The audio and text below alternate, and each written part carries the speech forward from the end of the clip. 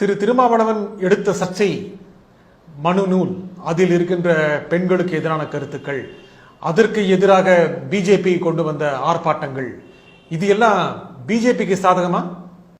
திருமாவளவனுக்கு சாதகமாயிட்டு திருமாவளவனை touch பண்ண முடியாது. அவர் பறையர், ஆதி திராவிடர், சாம்பவர், வள்ளுவர் போன்ற இந்த அட்டவணை பிரிவில் உள்ள இந்த மக்களுக்கு ஒரு அடையாளமா இருக்கிறாரு. அவங்க தமிழ்நாட்டுல ஒரு 12% முன்னாடி உள்ள பாப்புலேஷன், இப்ப 12க்கு மேல பாப்புலேஷன் எக்ஸ்பிளேஷன் ஜாஸ்திங்கிறனால பாப்புலேஷனே அவங்க ரொம்ப பெரிய அளவுல இருக்கும். ஒரு அவேரான ஒரு கம்யூனிட்டி. காமராஜ் காலத்திலே அரிஜன்னா இவங்க இந்த பறையர் சமுதாயத்தை மட்டும்தான் காமராஜரே மதிச்சாரு. ரொம்ப அவேர்னஸ் உள்ள ஒரு கம்யூனிட்டி. அதனால என்ன டச் பண்ணா அது பறையர் வாக்க மட்டுமில்ல, அது கிறிஸ்தவ முஸ்லீம் வாக்களையும் பாதிக்கக்கூடிய அளவுக்கு திருமாவளவன் ஒரு மல்டிபிளேயர் ஆட்டு, ஒரு அடையாளமாட்டு ஷெட்யூல் காஸ்ட் மக்களுக்கும், ஒரு எக்ஸ்டெண்டட் ஷெட்யூல் காஸ்ட்னா மற்ற ஷெட்யூல் காஸ்டையும் சேர்த்துக்கலாம். பிளஸ் கிறிஸ்தவ முஸ்லிம்களுக்கும் ஒரு அடையாளம் ஆயிட்டாரு.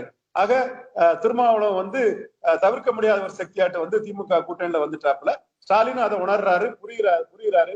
தனக்கு 80% வாக்களிச்ச இந்த அட்டவணை பிரிவு அந்த கிறிஸ்தவ முஸ்லீம் மக்களோட அபிமானம் பெற்ற ஒரு ஆட்டு திருமாவளவன் இருக்கிறாரு. அவர் மிக தேவையான, மிக பலனுள்ள ஒரு கூட்டாளியாக திருமாவளவன் இருக்கிறாருங்கிறத ஸ்டாலின் அதை ரெகனைஸ் பண்றாரு.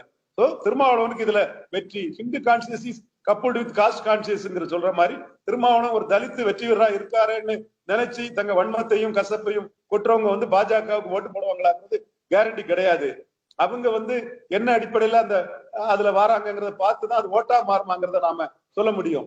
So ultimate